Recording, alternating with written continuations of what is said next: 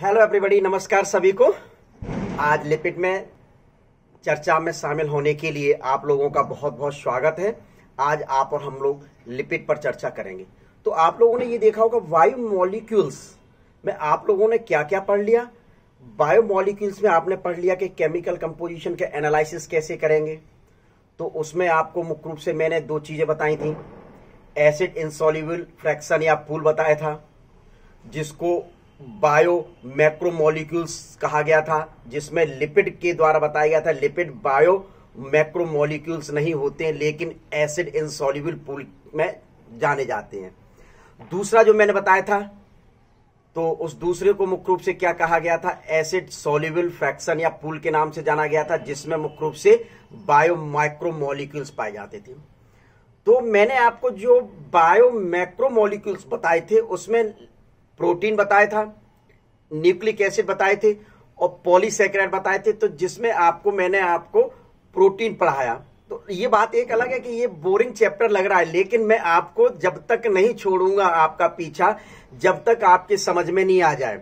ये बात एक अलग है कि ये केमिस्ट्री में भी है, केमिस्ट्री का भाग आपको लग रहा होगा, लेकिन वास्तविक तौर पर यह है कि क्या बायोलॉजी वाले को केमिस्ट्री नहीं, बायोलॉजी वाले को केमिस्ट्री, वो केमिस्ट्री बहुत अच्छे ढंग से पढ़ाना आती है जो बायोलॉजी के अंतर्गत आती है। तो इस वजह से मुख्य रूप से आपको दूसरा मैंने माइक्रोमोलिक्यूल्स में अमीनो एसिड्स पढ़ाया, मैक्रो में प्रोटीन पढ़ाया। पहले मैंने अमीनो एसिड्स पढ़ाया, क्योंकि बिल्डिंग ब्लॉक होते हैं प्रोटीन्स के, तो इस वजह से अमीनो एसिड्स पढ़ाया। तो अमीनो एसिड के बाद प्रोटीन पढ़ाया। अब प्रोटीन के बाद मुख्य रूप से जो तीसरा मॉलिक्यूल्स आता है वह मुख्य रूप से कौन सा है, लिपिड है। तो आज आप और हम लोग लिपिड पर चर्चा करेंगे। तो लिपिड मुख्य रूप से क्या होते हैं, मतलब ये एक मैं हिंट दे दूं कि ऑयली जो मटेरियल होते हैं, ऑयली जो मटेरियल जितने भी होते हैं उनको लिपिड के अंतर्गत शामिल किया गया है। चाहे घी हो, चाहे तेल हो, चाहे मोम हो, या मतलब ये कह दिया जाए कोई भी XYZ, इनके मेल्टिंग पॉइंट के बेस के आधार पर घी और ऑयल को अलग अलग किया गया है। ऑयल का मेल्टिंग पॉइंट कम होता है, जिस कारण से यह सर्दियों में जमता नहीं, हमेशा लिक्विड रहता है। आप लोगों ने देखा होगा घी सर्दियों में जम जाता है क्योंकि इसका मेल्टिंग पॉइंट हाई रहता है, तो इस वजह से यह सर्दियों में मुख्य रूप से जम जाता है। तो अभी अपन चर्चा करेंगे कौन से भाग किस में आते हैं। तो सबसे पहले हम लिपिड देखते हैं। तो लिपिड में क्या बताया जाता है, कार्बन, हाइड्रोजन, ऑक्सीजन। देखिए आज मैं यहां से लेकर यहां पूरे बोर्ड को एक साथ भरना चाहूंगा। क्या बहुत अच्छा पोर्शन है, बहुत ही बोरिंग नहीं है। आपको एक एक चीज मुख्य रूप से समझाऊंगा मैं, और बढ़िया ढंग से। नहीं समझ में आए तो बच्चों आप बता देना, ठीक है। तो देखिए लिपिड क्या होते हैं, कार्बन, हाइड्रोजन, ऑक्सीजन के बने ऑर्गेनिक कंपाउंड हैं। क्या, कार्बन, हाइड्रोजन, ऑक्सीजन के बने ऑर्गेनिक कंपाउंड होते हैं, जिनमें ऑक्सीजन की मात्रा सदैव कार्बन से कम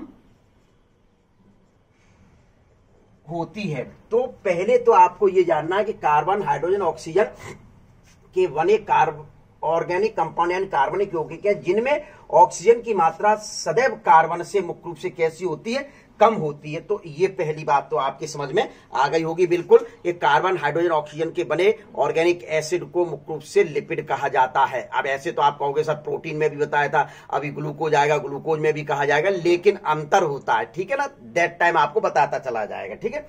तो ये ऑक्सीजन की मात्रा सदैव कार्बन से कम हो गई। अब ब्लूर ने मुख्य रूप से इनको किस प्रकार से डिफाइन किया था। ब्लूर जो साइंटिस्ट थे, विशेष तौर पर ध्यान रख लीजिए, इन्वर्टेड कॉमा में और अंडरलाइन कर दीजिए, लिपिड प्राकृतिक रूप से पाए जाने वाले लिपिड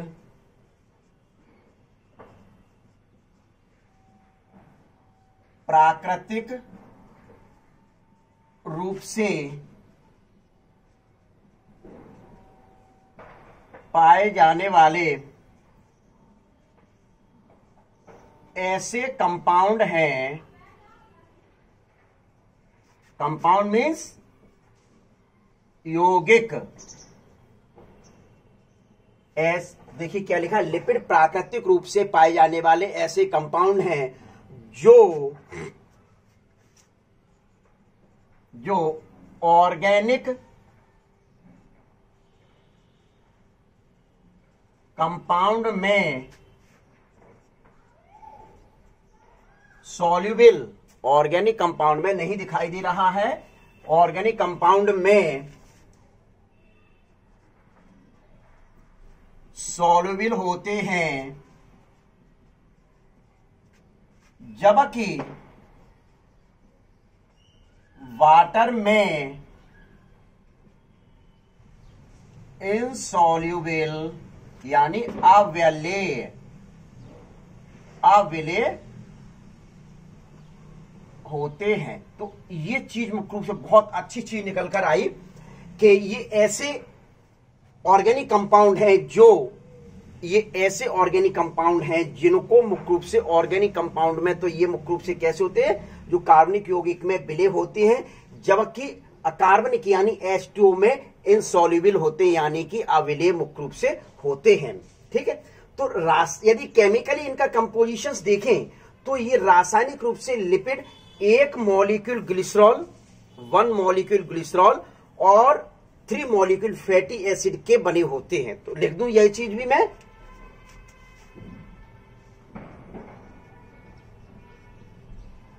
रासायनिक रूप से ये 1 मॉलिक्यूल ग्लिसरॉल व 3 मॉलिक्यूल फैटी एसिड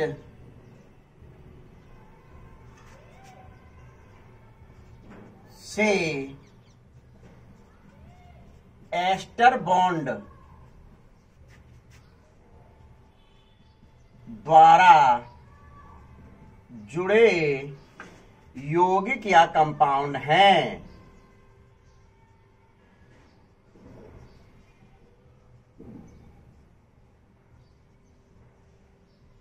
ठीक है, तो ये भी बता दिया गया कि रासायनिक रूप से ये एक मॉलिक्यूल ग्लिसरॉल और 3 मॉलिक्यूल फैटी एसिड से एस्टर बॉन्ड, विशेष तौर पर आप ध्यान रखना, इसको भी मुख्य रूप से इन्वर्टेड कॉमा और अंडरलाइन कर लीजिए, एस्टर बॉन्ड से मुख्य रूप से जुड़े हुए रहते हैं। तो सबसे पहले तो आपको मुख्य रूप से ये आना चाहिए कि ग्लिसरॉल का क्या फॉर्मूला है। क्या अब आती है केमिस्ट्री, अब आती है आपके सामने केमिस्ट्री कि ग्लिसरॉल का क्या फॉर्मूला होता है और फैटी एसिड का क्या फॉर्मूला होता है। तो ये चीज मैं लिख दूं, देखिए ग्लिसरॉल का फॉर्मूला मैं लिख रहा हूं, यहां से दिखाई देगा क्योंकि थोड़ा सा जगह एक ही मैं सोच रहा हूं एक ही शॉट में करने की। CH2OH CHOH CH2OH, ये आपका क्या है, ग्लिसरॉल है। और दूसरा मुख्य रूप से क्या लिखूं मैं, इसको एक बना के बता दूंगा, फैटी एसिड। तो फैटी एसिड को मुख्य रूप से मैं लिखने जा रहा हूं। देखिए फैटी एसिड का फॉर्मूला मैं यहां लिखे देता हूं, कहां लिखूं, फैटी एसिड देखिए CH3CH2 होल 14 COOH, क्या होल 14 मुख्य रूप से क्या होता है, COOH इसका फॉर्मूला होता है। तो मैं देखिए चलिए यहां करता हूं मैं, ये आपका क्या है, ग्लिसरॉल है।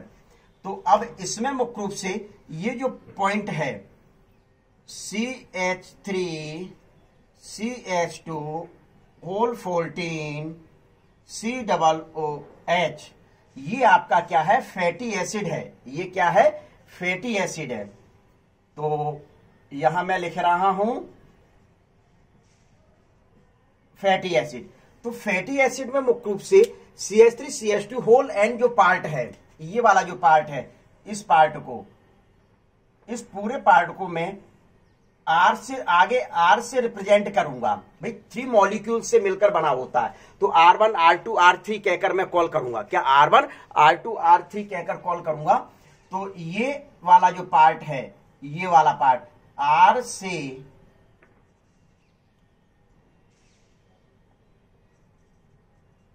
व्यक्त किया जाएगा। कैसे व्यक्त किया जाएगा? आर से मुख्य रूप से इसको व्यक्त किया जाएगा। तो अब अपने को यदि मुख्य रूप से बनाना है तो इनको किस प्रकार से मुख्य रूप से ये बनेंगे? इस CH3 CH2 14 COOH, तो इतना लंबी कार्बन श्रृंखला है कि मुख्य रूप से इसको लिखेंगे तो बहुत बड़ा हो जाएगा। तो इस वजह से इसको आर से रिप्रेजेंट किया। तो आर से रिप्रेजेंट किया तो सीधे सीधे अब आप और हम लोग इसको किस रूप में लिखेंगे? देखिए सी ये लिख गया क्या, एक देखिए ये सी है तो ये लिख दिया, ये पूरे का आर है तो यहां आर कर दिया और ये डबल ओ कर दिया, बॉन्ड डबल ओ, और एक मुख्य रूप से बच रहा है तो इसको OH एल्कोहलिक ग्रुप। तो ये मुख्य रूप से अब फॉर्मूला बनकर आपके सामने आ गया किसका? फैटी एसिड का। किसका आ गया? Fatty acid. शॉर्ट में लिख दिया। चलिए अभी तो यहां जगह पर्याप्त है तो यहां लिख सकते हैं, फैटी एसिड का फॉर्मूला बनकर आ गया। अब यदि इनको जोड़ना है, इन देखिए एक मॉलिक्यूल ग्लिसरॉल और 3 मॉलिक्यूल मुख्य रूप से फैटी एसिड मिलकर मुख्य रूप से क्या बनाते हैं? 1 मॉलिक्यूल ऑफ लिपिड बनाते हैं। क्या बनाते हैं? 1 मॉलिक्यूल ऑफ लिपिड बनाते हैं। तो इन चीजों को मैं जो व्यक्त करूंगा, इस चीज को जो व्यक्त करूंगा तो मैं डायरेक्ट कर देता हूं कि 3 मॉलिक्यूल प्लस देखिए साइन बना हुआ, इसके साथ मुख्य रूप से जोड़ना है। क्या इसके साथ जोड़ना है? तो जोड़ने के फलस्वरूप मुख्य रूप से कौन सी स्ट्रक्चर बनती है, कौन सी स्ट्रक्चर बनती है, उस स्ट्रक्चर को मैं आपके सामने सिर्फ बनाऊंगा। तो देखिए पहले तो आप ये कर दीजिए, देखिए CH2, ये देखिए CH2OH, CH2OH,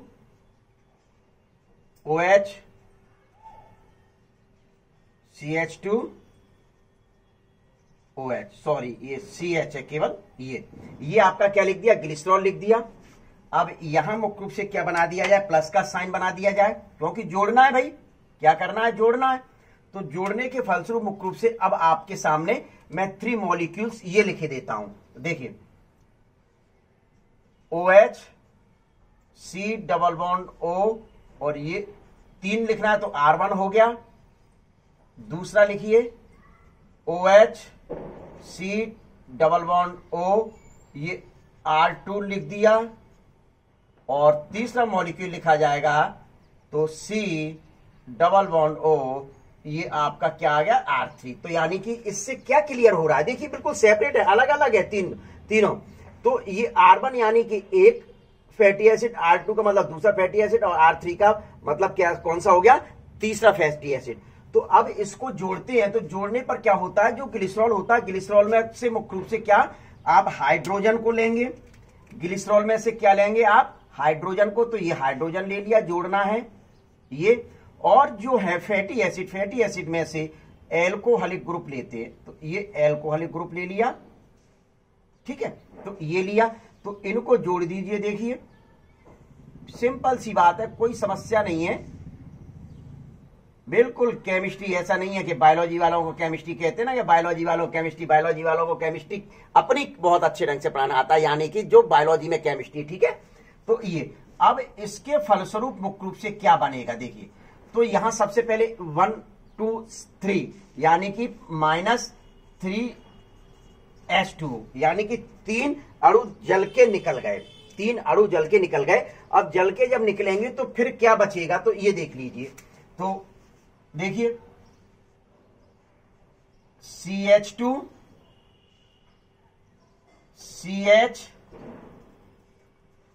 CH2 ये लिख दिया। इससे ये O है, ये O है और ये O है, ठीक है। देखिए बिल्कुल कोई डिस्टर्ब नहीं किया मैंने, बिल्कुल रेड कलर वाला जो पार्ट है उसको सिर्फ हटाया, लेकिन डिस्टर्ब नहीं किया। देखिए अब इधर से देख लीजिए, तो ये जो बॉन्ड बनेगा इनको जोड़ने के लिए जो बॉन्ड बनेगा, मैं उसको रेड से व्यक्त कर रहा हूं, तो ये देखिए, तो C बिल्कुल वही का वही। देखिए ये C लिखा, ये C लिखा, ये C लिख दिया। इसके ऊपर डबल बॉन्ड O है, इसके ऊपर भी डबल बॉन्ड O है, और इसके ऊपर भी डबल बॉन्ड O है। यहां ये R1 है, कट तो नहीं रहा है, अभी नहीं कट रहा है। ये आपका R2 है और ये आपका R3 है। तो इस प्रकार से मुख्य रूप से आप ये देख रहे हैं क्या, ये जो रेड कलर का बॉन्ड है, ये वाला रेड, पहले तो यहां ये लिख दूं, ये क्या बन गया आपका ट्राइग्लिसराइड। इसको क्या कहा जाएगा, ट्राइग्लिसराइड बन गया। क्यों? क्योंकि एक जुड़ता यदि फैटी एसिड तो मोनोग्लिसराइड कहा जाता, यदि दो जुड़ते तो डाइग्लिसराइड कहा जाता, लेकिन मैंने तीनों को जोड़कर बताया है तो इसको इस वजह से क्या कह दिया, ट्राइग्लिसराइड। क्या कहा गया, ट्राइग्लिसराइड कहा गया। तो जो ट्राइग्लिसराइड जो मुख्य रूप से होते हैं, क्या ट्राइग्लिसराइड जो होते हैं, तो इनके बीच में जो बॉन्ड बनता है, इस बॉन्ड को मुख्य रूप से ये वाला जो रेड कलर का बॉन्ड बना है, इसको क्या कहा जाता है, ये रेड कलर का जो बॉन्ड है, इसी बॉन्ड को मुख्य रूप से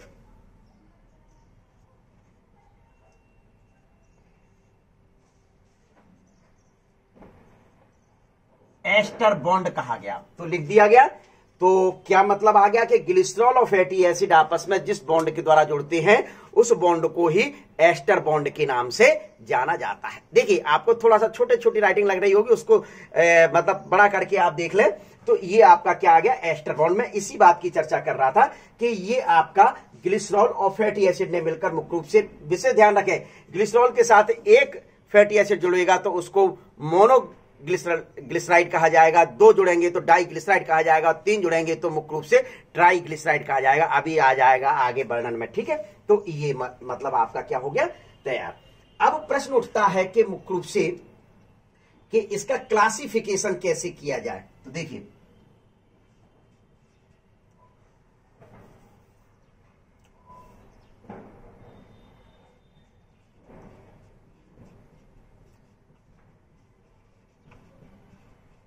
क्लासिफिकेशन किसका, लिपिड का। तो लिपिड का क्लासिफिकेशन जो किया जाता है वो तीन प्रकार की लिपिड होती है। देखिए, सिंपल, कॉन्जुगेटेड और डेराइव्ड लिपिड। सिंपल, कॉन्जुगेटेड और डेराइव्ड लिपिड मुख्य रूप से तीन प्रकार की लिपिड होती हैं। तो मैं यहां सबसे पहले आपको सिंपल लिपिड के बारे में बताना चाहूंगा। कौन सी लिपिड, सिंपल लिपिड के बारे में मुख्य रूप से बताना चाहूंगा। तो सिंपल जो लिपिड होती है, इस प्रकार की लिपिड जिसमें फैटी एसिड, क्या, जिसमें फैटी एसिड, ग्लिसरॉल और एस्टर ऑफ ग्लिसरॉल समाहित रहते हैं। फैटी एसिड, विशेष तौर पर ध्यान रख ले, फैटी एसिड, ग्लिसरॉल और ग्लिसरॉल के एस्टर मुख्य रूप से पाए जाते हैं, उसको क्या कहा जाता है, सिंपल लिपिड के नाम से जाना जाता है। इस सिंपल लिपिड में मुख्य रूप से घी और तेल, यानी कि मुख्य रूप से फैट, सिर्फ फैट यानी घी, और ऑयल मुख्य रूप से यानी तेल मुख्य रूप से इसके अंतर्गत आते हैं। इसके अंतर्गत मुख्य रूप से तेल आते हैं। तो सबसे पहले तो मुख्य रूप से ये बात हुई सिंपल लिपिड। तो सिंपल लिपिड में मैं मुख्य रूप से तीन भाग बना दूं। देखिए, कौन कौन से भाग होते हैं सिंपल लिपिड के।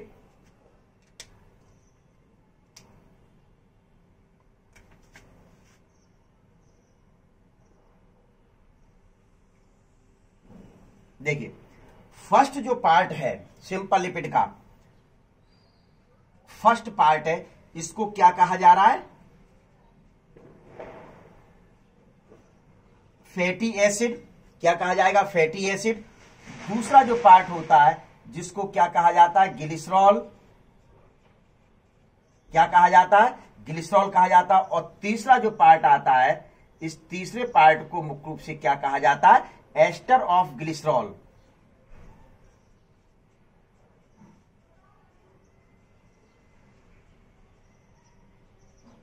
ठीक है, ये तीन भाग सिंपल लिपिड में क्या क्या पाया जाता है, फैटी एसिड होता है, ग्लिसरॉल होता है, एस्टर ऑफ ग्लिसरॉल पाए जाते हैं। तो देखिए, फैटी एसिड का फॉर्मूला तो मैं आपको ये लिख चुका हूं, ग्लिसरॉल का फॉर्मूला मैं ये लिख चुका हूं। क्या, ग्लिसरॉल का फॉर्मूला मैं ये लिख चुका हूं। यदि इसको ओपनली करें, क्या, यदि इसको ओपनली करेंगे, पहले अपन एक एक पे चर्चा करते हैं, सीधे ग्लिसरॉल पर नहीं। देखिए, तो फैटी एसिड क्या होते हैं, ये कार्बोक्सिलिक ग्रुप है। देखिए, आपको सीधे सीधे मैं मुख्य रूप से बता दूं, फैटी एसिड में एक कार्बोक्सिलिक ग्रुप होता है, फैटी एसिड में मुख्य रूप से एक कार्बोक्सिलिक ग्रुप होता है और आपके ग्लिसरॉल में मुख्य रूप से एल्कोहलिक ग्रुप होता है। कार्बोक्सिलिक ग्रुप और एल्कोहल ग्रुप आपस में एस्टर बॉन्ड द्वारा जुड़ते हैं। कार्बोक्सिलिक ग्रुप किसका? फैटी एसिड का, कार्बोक्सिलिक ग्रुप का, एल्कोहलिक ग्रुप और ग्लिसरॉल का, एल्कोहलिक ग्रुप का हाइड्रोजन आपस में जुड़ते हैं एस्टर बॉन्ड द्वारा, तो जिसके फलस्वरूप ट्राइग्लिसराइड मुख्य रूप से मेरे द्वारा बनाया गया। क्लियर? ये ध्यान में रख लेना, ठीक है।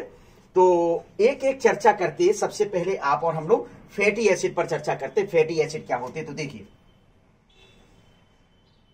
क्या फैटी एसिड के पॉइंट्स क्या क्या मुख्य रूप से बता सकते हैं कि ये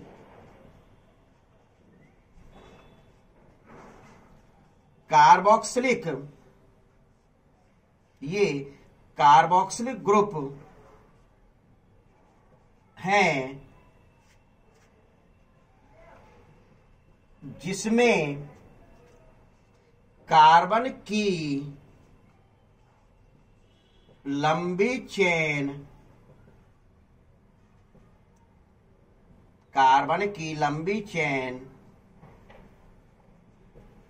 पाई जाती है। कार्बन की मुख्य रूप से क्या पाई जाती है? लंबी चेन पाई जाती है। अब चूंकि कार्बन की लंबी चेन पाई जाती है तो मैं यहां दर्शा नहीं पाया क्योंकि बहुत लंबी लिखनी पड़ती। जैसे एग्जांपल ले लीजिए पामेटिक एसिड में मुख्य रूप से आपके 16 कार्बन पाए जाते हैं। भाई 15 कार्बन तो स्वयं के होते हैं और एक COOH का होता है, एक COOH का, तो इस प्रकार से 16 होता है। किसके? 16 होते हैं। और दूसरा मुख्य रूप से बताया जाए आर्किडोनिक, तो आर्किडोनिक एसिड में मुख्य रूप से कितने होते हैं? 20 होते हैं, 19 स्वयं के और एक COOH का होता है कार्बोक्सिलिक ग्रुप का, तो इस प्रकार से 20 कार्बन पाए जाते हैं। तो इतनी लंबी श्रृंखला लिखने से तो रहे, तो इस वजह से मैंने यहां इसको R को क्या कह दिया था कि ये R CH3CH2 को व्यक्त किया जाएगा R से, तो ये व्यक्त किया गया था। तो इसके एग्जाम्पल लिख दिए जाए बच्चों। तो देखिए एग्जाम्पल लिखिए क्या क्या मुख्य रूप से आते हैं। पाल्मेटिक एसिड, इसमें 15+1 मतलब ये 1 जो है COOH का कार्बन है, इस प्रकार से 16 कार्बन पाए जाते हैं। और दूसरा अरेकिडोनिक एसिड में 19+1 यानी 20 कार्बन मुख्य रूप से पाए जाते हैं। कितने कार्बन पाए जाते हैं? 20 कार्बन मुख्य रूप से पाए जाते हैं। इन फैटी एसिड को 2 पार्ट में डिवाइड कर सकते हैं। इन फैटी एसिड को आप और हम लोग 2 पार्ट में डिवाइड कर सकते हैं। कैसे डिवाइड किया जा सकता है? देखिए एक तो सैचुरेटेड और दूसरा नॉन सैचुरेटेड। तो देखिए सैचुरेटेड और नॉन सैचुरेटेड क्या होते हैं? कार्बन के बीच में जब सिर्फ सिंगल बॉन्ड पाया जाता है तो वो सैचुरेटेड होते हैं, और जब कार्बन के बीच में डबल बॉन्ड होते हैं तो वह मुख्य रूप से कैसे होते हैं? नॉन सैचुरेटेड होते हैं। कैसे होते हैं? नॉन सैचुरेटेड मुख्य रूप से होते हैं। तो ये इतना ही अपने एनसीईआरटी में दिया है तो इतना ही पढ़ते हैं, लेकिन आपको नॉन सैचुरेटेड के मैं एग्जाम्पल बताना चाहूंगा। नॉन सैचुरेटेड के मैं क्या बताना चाहूंगा? एग्जाम्पल बताना चाहूंगा। तो ये देखिए क्या एग्जाम्पल है। लिनोलेनिक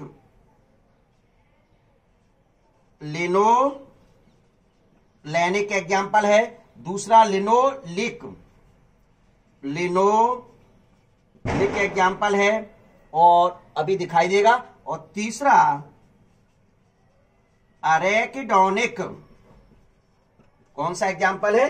तीसरा मुख्य रूप से अरेकिडोनिक है। अब इससे ज्यादा नीचे लिख नहीं पाएगा। अब जब आप स्क्रीनशॉट या फोटो ले लेंगे तो मिटाल के लिखा जाएगा। तो यहां विशेष ध्यान रख लीजिए, फैटी एसिड को मुख्य रूप से ये कार्बोक्सिलिक ग्रुप है जिसमें कार्बन की लंबी चेन पाई जाती है। फैटी एसिड में कार्बोक्सिलिक ग्रुप पाया जाता है जिसमें कार्बन की लंबी चेन पाई जाती है। एग्जाम्पल के तौर पर यदि आप चाहें तो पामेटिक एसिड जिसमें 15+1 यानी 16 कार्बन होते हैं। अरेकिडोनिक में मुख्य रूप से आपके 19+1 यानी 20 कार्बन होते हैं कि इनको 2 भागों में डिवाइड किया गया, सैचुरेटेड और नॉन सैचुरेटेड, सैचुरेटेड में कार्बन के बीच में सिंगल बॉन्ड पाया जाता है, और जबकि मुख्य रूप से आपके क्या बताया जाता है, नॉन सैचुरेटेड में कार्बन के बीच में डबल या ट्रिपल बॉन्ड मुख्य रूप से पाया जाता है। तो मतलब सिंगल बॉन्ड फिर डबल बॉन्ड फिर ट्रिपल बॉन्ड फिर सिंगल बॉन्ड, फिर इस प्रकार से डबल और ट्रिपल बॉन्ड आते हैं, तब उसको क्या कहा जाता है, नॉन सैचुरेटेड कहा जाता है। नॉन सैचुरेटेड के एग्जाम्पल वैसे आपके नहीं, लेकिन चूंकि क्या हुआ है कि एम्स जैसे बच्चे, कुछ अच्छे बच्चे दे रहे हैं एग्जाम,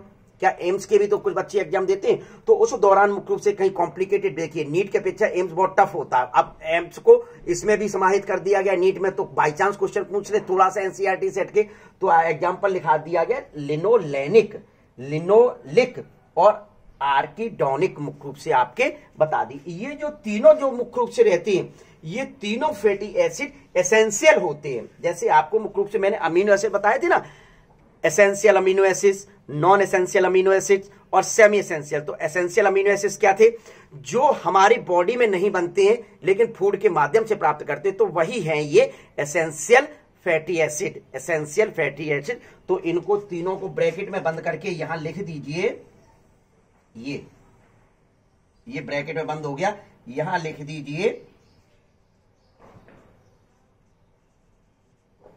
ब्लैक से लिखें, ब्लैक थोड़ा सा चमकता है, क्या,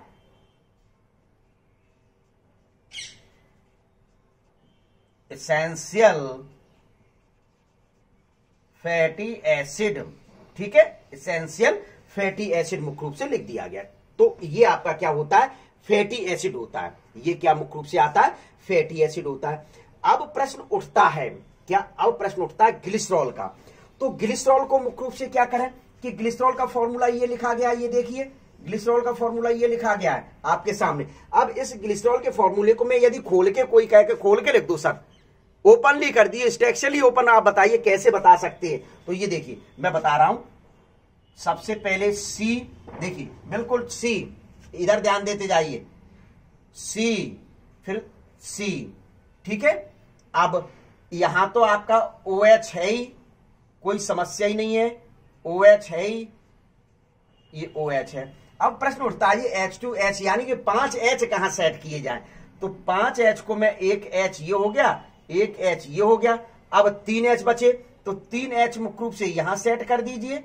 आप सोचते होंगे कि सेट कैसे होते हैं, ये देखिए ये सेट हो गया। तो ये वाला जो पोर्शन है, ये वाला जो पोर्शन है, मैं इसको बिल्कुल लाइन से सेपरेट कर रहा हूं, देखिए ये इतना पोर्शन आपका क्या था, ग्लिसरॉल का, वो फैटी एसिड का पढ़ाया गया। अब ये पोर्शन जो आ रहा है वह पोर्शन मुख्य रूप से किसका है, ग्लिसरॉल का। तो देखिए इस ग्लिसरॉल के फॉर्मूले को, ये आप ध्यान में रखिए, ये वाला फॉर्मूला, इस ग्लिसरॉल के फॉर्मूले के CH2CH2OH एल्कोहलिक ग्रुप है। तो इसको मैंने मुख्य रूप से स्ट्रक्चरली खोल दिया, इसको स्ट्रक्चरली खोल दिया। तो आप क्या देख रहे हैं, 3 एल्कोहलिक ग्रुप आ रहे हैं। कौन से आ रहे हैं, 3 एल्कोहलिक ग्रुप आ रहे हैं। तो इसको क्या कह दिया, प्रोपेनथ्रियोल, इसको क्या नाम दे दिया गया, प्रोपेनथ्रियोल। तो लिख दूं यहां, देखिए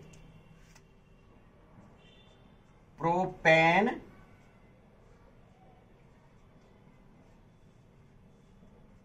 भाई 3 एल्कोहलिक ग्रुप आए, कितने, 1 2 3। तो इस वजह से इसको क्या कह दिया, प्रोपेनथ्रियोल के नाम से जाना जाता है। यदि इसको चाहें तो आप और हम लोग दूसरा नाम भी ट्राई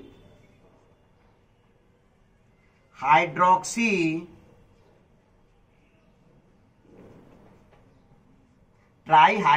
प्रोपेन कहा जाता है। क्या कहा जाता है, ट्राई हाइड्रोक्सी प्रोपेन। विशेष ध्यान रखें, ग्लिसरॉल एक एल्कोहल है। ग्लिसरॉल क्या है, एक एल्कोहल होता है मुख्य रूप से। तो उसमें ये 3 ग्रुप जुड़े, तो 3 कर आ गया एल्कोहल, तो थ्रियोल, क्या प्रोपेन ये वाली हो गई। तो इस वजह से लिख दिया क्या, प्रोपेनथ्रियोल, क्या लिख दिया गया, प्रोपेनथ्रियोल। और इसको क्या कहा जाता है, ट्राई हाइड्रोक्सी प्रोपेन। क्या कह दिया, ट्राई हाइड्रोक्सी प्रोपेन के नाम से मुख्य रूप से जाना जाता है। तो ये आपको क्या चर्चा करनी है, ग्लिसरॉल के ऊपर। क्या, किसके ऊपर चर्चा करनी है, ग्लिसरॉल की। तो ये वाला जो पार्ट हो गया आपका, क्या हो गया, ग्लिसरॉल वाला पार्ट हो गया, क्लियर। तो ये आप बिल्कुल करते चले, मैं बिल्कुल खोल के बता रहा हूं सीधे। अब आता है आपका एस्टर ऑफ ग्लिसरॉल। भाई ये मैं पहले कह चुका हूं कि ग्लिसरॉल एक एल्कोहल है, लिख दीजिए ग्लिसरॉल इज ए एल्कोहल, ठीक है, बिल्कुल कंफर्म कर लीजिए, ग्लिसरॉल इज ए एल्कोहल। तो अब अपने को पढ़ना एस्टर ऑफ ग्लिसरॉल। तो एस्टर ऑफ ग्लिसरॉल क्या होते हैं, फैटी एसिड का ग्लिसरॉल के साथ एस्टरीकरण होता है। फैटी एसिड, लिख लीजिए, फैटी एसिड का ग्लिसरॉल के साथ एस्टरीकरण होता है, जिससे मुख्य रूप से मोनोग्लिसराइड, डाइग्लिसराइड और ट्राइग्लिसराइड बनते हैं। देखिए मैं पहले बना के आ चुका था, मुझे पता था कि कहीं ना कहीं काम आएगा, इस वजह से मैंने ये लिख के रख लिया है। क्या, तो देखिए यहां मैं इसकी क्या डेफिनेशंस के फॉर्म में मुख्य रूप से क्या लिखूं, तो देखिए, तो एस्टर ऑफ ग्लिसरॉल को किस रूप में मैं डिफाइन करूंगा, ब्लैक से मैं कर रहा हूं। तो देखिए पहले तो एस्टर काय से बनते हैं, ग्लिसरॉल और प्लस फैटी एसिड। क्या, glycerol plus fatty acid, fatty, अब इसमें मैं लिखे देता हूं, फैटी एसिड का ग्लिसरॉल के साथ एस्ट्रीकरण, एस्ट्रीफाइड कर दिया जाए, एस्ट्रीफाइड करण, क्या, एस्ट्रीफाइड होता है, जिससे मोनोग्लिसराइड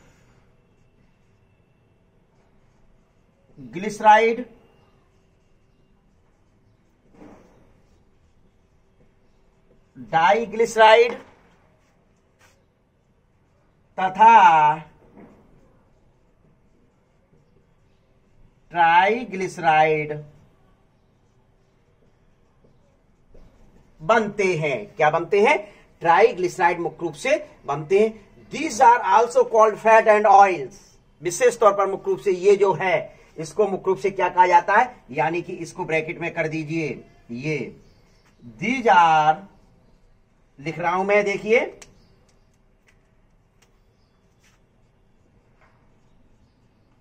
these are also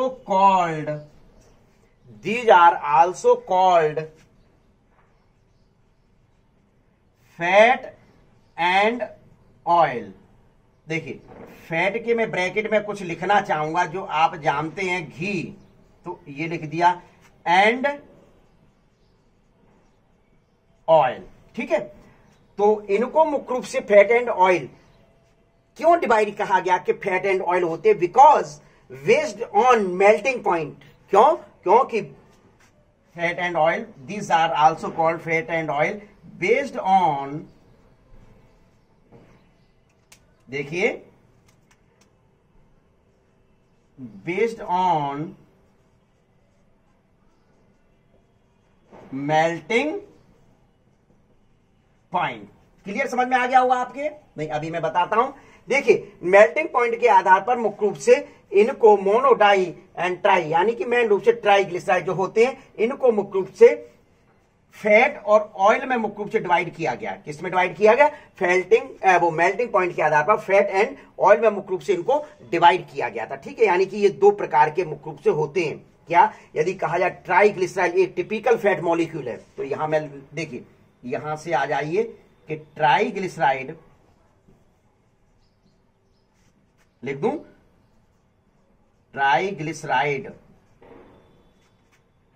एक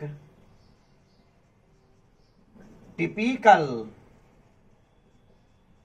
मॉलिक्यूल है। क्या, ये ट्राइग्लिसराइड जो है वह टिपिकल मॉलिक्यूल मुख्य रूप से होता है।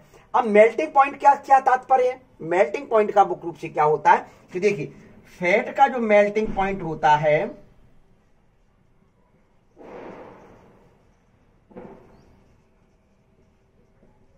मेल्टिंग पॉइंट हाई होता है, तो हाई मतलब ऊपर जा रहा है, और आपका ऑयल का जो मेल्टिंग पॉइंट होता है,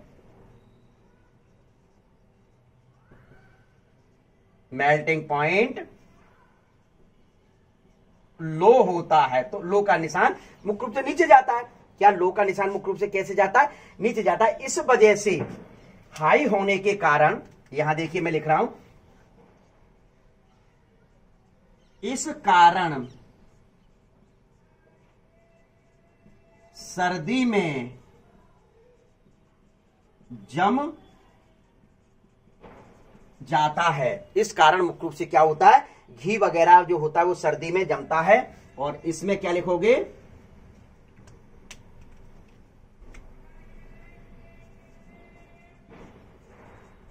इस कारण यह सर्दी में नहीं जमता।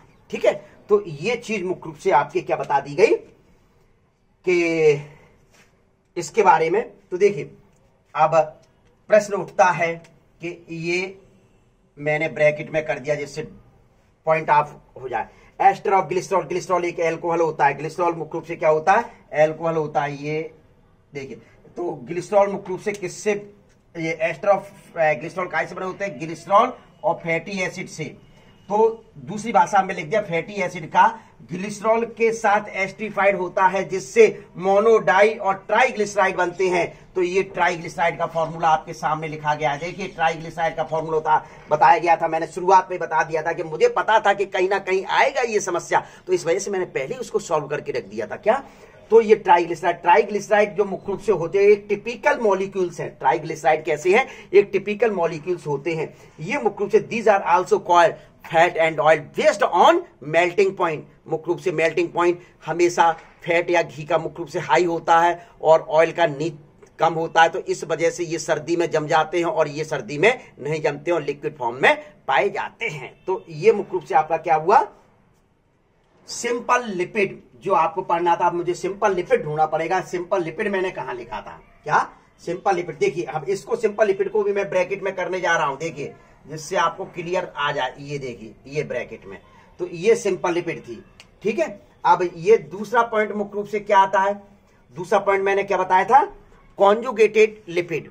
कॉन्जुगेटेड लिपिड क्या होता है, सुन लीजिए, फिर लिख के मैं बाद में बताऊंगा। यानी कि कॉन्जुगेट यानी कि दो का संयुक्त होना, दो का मिलना, दो का मिलना, दो का मिलना मुख्य रूप से कॉन्जुगेंट कहलाता है। तो स्वाभाविक है कॉन्जुगेंट में आपको ध्यान करना है, प्रोटीन में मैं पढ़ा के आया था। क्या, प्रोटीन में अमीनो एसिड या प्रोटीन के साथ कोई दूसरा समूह जुड़ जाता है, कोई दूसरा समूह जुड़ जाता है, फॉस्फेट जुड़ गया था तो उसको क्या फॉस्फोप्रोटीन कहा था। कार्बोहाइड्रेट जुड़ गया था तो क्या कहा था, प्रोटीन के साथ ग्लाइकोप्रोटीन कहा था कि नहीं कहा था। कोई पिगमेंट जुड़ जाता तो क्रोमोप्रोटीन कहते। तो इसी प्रकार से यहां मुख्य रूप से फॉस्फो ग्रुप जुड़ता था, फॉस्फोप्रोटीन कहलाता। तो इसी प्रकार से कॉन्जुगेटेड लिपिड में यदि फॉस्फो समूह जुड़ गया, H3PO4 जुड़ गया तो फॉस्फोलिपिड।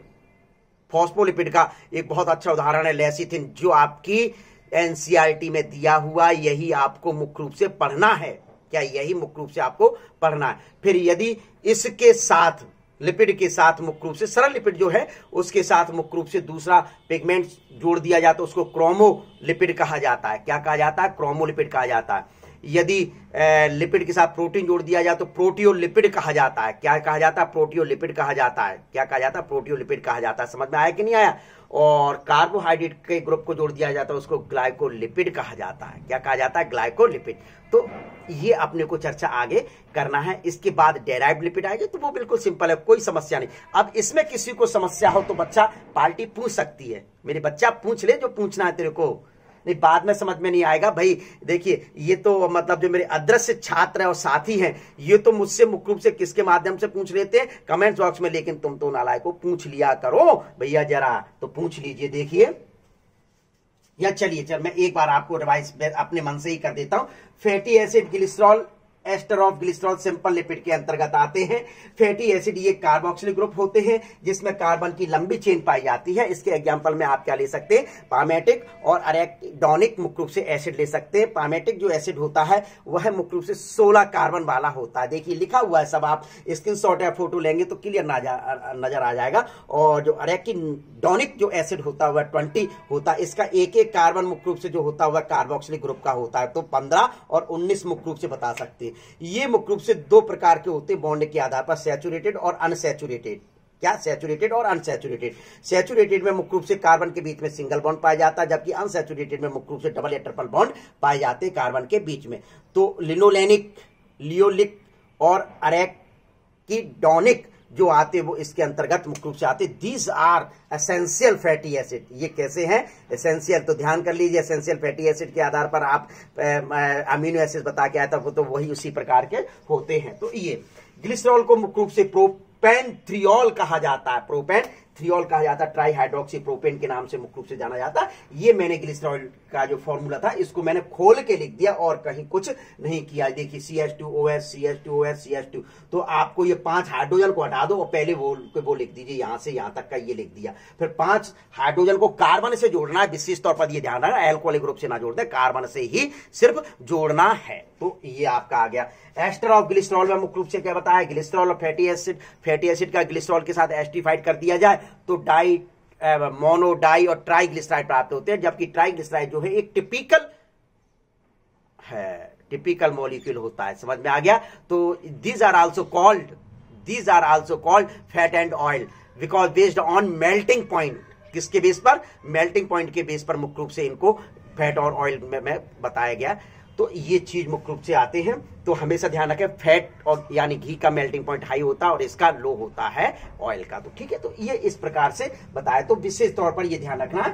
ठीक है, ब्लूर की एक बार डेफिनेशन देख लीजिए। लिपिड प्राकृतिक रूप से पाए जाने वाले ऐसे कंपाउंड हैं जो ऑर्गेनिक कंपाउंड में विलय होते, जबकि इनऑर्गेनिक में यानी कि वाटर में अविलय होते हैं। ले लीजिए स्क्रीनशॉट। इसके बाद आता है कॉन्जुगेटेड फॉस्फेट। ठीक है, ले लिया स्क्रीनशॉट, फोटो ले लीजिए। चलिए मिटा लूं। तो देखिए, अब इसके बाद जो आएगा आपका कॉन्जुगेटेड लिपिड आएगा। ठीक है, तो देखिए विशेष तौर पर यह ध्यान में रखना है आपको कि ये मैं इस चीज को नहीं मिटा लूंगा। ठीक है ना, इस चीज को नहीं मिटा लूंगा और इस चीज को ग्लिसरॉल का फॉर्मूले को नहीं मिटा लूंगा और सारी चीजें मिटा लूंगा। ठीक है बच्चा? तो देखिए यहां से चलें, मिटा लें, थोड़ा सा ये ऊपर जाएं इस प्रकार से। क्यों? क्योंकि इनका हो सकता है कहीं काम आ जाए, नहीं तो मुझे फिर बनाना पड़ेगा। बहुत लंबी कहानी है।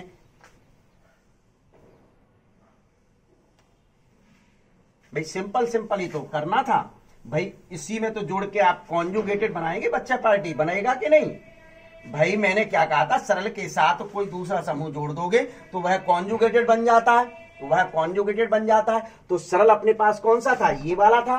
सरल कौन सा था? ये वाला। तो इसके साथ ही तो मुख्य रूप से जोड़ना है, तो इस वजह से इसको आपने मिटाना नहीं है। ठीक है, तो ये देखिए, तो सबसे पहले प्रश्न उठता है, अब आता है, यहां लिखा जाए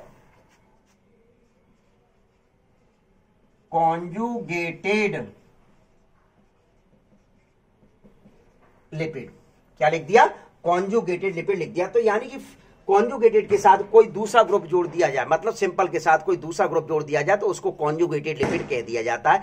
तो इसके मैं सीधे जब टाइप्स बताऊंगा तो उसी के साथ साथ मैं मुख्य रूप से बताता चलता हूं। तो देखिए सबसे पहला मुख्य रूप से जो आता है, सीधे लिख दीजिए, इसको भी डिवाइड किया गया था। देखिए, तो जब इसके साथ पिगमेंट जोड़ना है, कैसे जोड़ना है? पिगमेंट जोड़ना है तो क्या कह देंगे? क्रोमोलिपिड। ब्लैक से ही लिखूंगा मैं। क्या? क्रोमोलिपिड हो गया। क्या हो गया? क्रोमोलिपिड हो गया। इसको थोड़ा सा द्वारा से मैं लिखना चाहूंगा। देखिए इस प्रकार से मैं लिखूंगा। तो जब पिगमेंट जुड़ा तो इसको क्या कहा? क्रोमोलिपिड कहा। तब उसको मुख्य रूप से आपने क्या नाम दिया था? क्रोमोलिपिड नाम दिया था। समझ में आ गया? फिर दूसरा मुख्य रूप से आपके क्या जोड़ दें?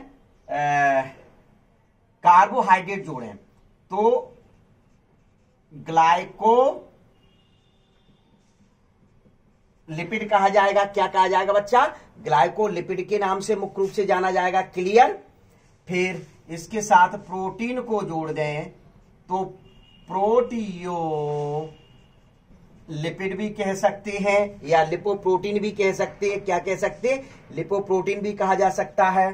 ग्लाइकोलिपिड का जो उपयोग पूछ रहे हो तुम, तो इसका उपयोग मुख्य रूप से नर्वस टिश्यू में यानी तंत्र की ऊतक में है। इसका यूज मुख्य रूप से किसमें किया जाता है? नर्वस टिश्यू यानी तंत्र की ऊतक में मुख्य रूप से किया जाता है। बच्चा पार्टी ज्यादा आगे मत बढ़ो, अभी मैं साथ साथ बताता चलता हूं, ठीक है ना। तो ये चीज हो गया। अब एक जो महत्वपूर्ण है जिसको आपको पढ़ना है वही मैं लेकर आ रहा हूं। देखिए, फॉस्फोलिपिड आपकी विशेष तौर पर एनसीईआरटी में दिया हुआ फॉस्फोलिपिड। फॉस्फोलिपिड सेल मेम्ब्रेन में पाया जाता है। प्रोटियोलिपिड या लिपोप्रोटीन भी इसको कहा जा सकता है। देखिए, तो ये भी सेल मेम्ब्रेन का मुख्य भाग है, ठीक है। तो ये अब इसमें जो एग्जाम्पल आता है बच्चा पार्टी, तो ये कौन सा एग्जाम्पल आता है? कौन सा एग्जाम्पल आता है? लेसिथिन। कौन सा एग्जाम्पल? लेसिथिन। फॉस्फोलिपिड। तो आपकी एनसीईआरटी में लेसिथिन के बारे में ही बताया गया कि लेसिथिन क्या होता है और कैसे बनता है। तो ठीक है, तो सबसे पहले आप ये एग्जाम्पल या ध्यान में रख लें कि देखिए लेसिथिन जो लिपिड होता है, तो मैं यहां देखिए ये सेल मेम्ब्रेन है, ये वाली सेल मेम्ब्रेन है, ठीक है। तो सेल मेम्ब्रेन से मुख्य रूप से ये किस प्रकार से यहां पाया जाता है? ये